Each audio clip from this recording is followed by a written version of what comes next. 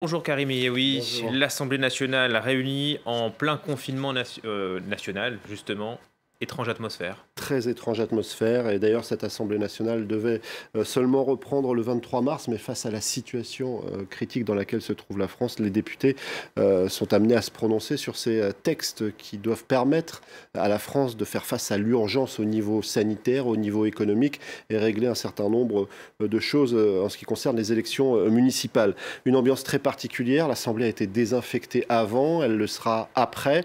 Les députés étaient à 4-5 mètres les uns des autres et certains ont même confié qu'ils allaient y passer de façon très rapide, arriver à 9h moins 2 et repartir dès que c'est fini. C'est vrai qu'on a le sentiment que les députés, même s'ils sont en ordre de bataille, suivent les mêmes restrictions que l'ensemble de la population. Édouard Philippe a évidemment appelé à un rassemblement dans l'intérêt supérieur du pays qu'il faut garantir, un appel clair à l'unité nationale.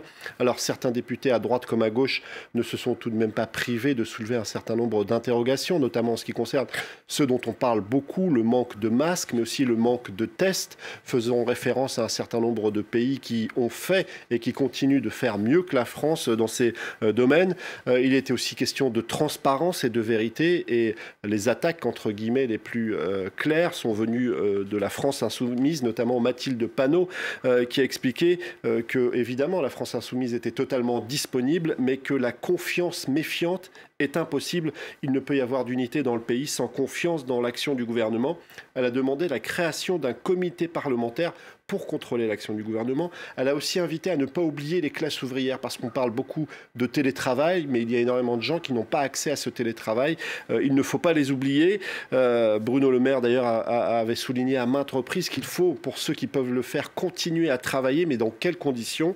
Et puis, on a aussi évoqué le fait que le gouvernement n'aurait pas consulté les autres partis politiques pour le maintien du premier tour des municipales. On a aussi parlé d'Agnès Buzyn, qui, ces derniers jours, a expliqué qu'elle avait alerté le gouvernement sur la situation.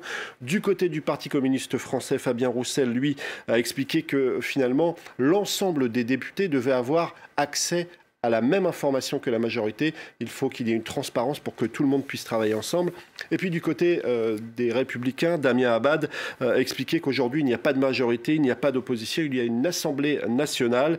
Évidemment, il entend tout de même qu'il y ait un certain nombre d'amendements, parce qu'il y a peut-être des choses à préciser dans ce qui a été annoncé hier.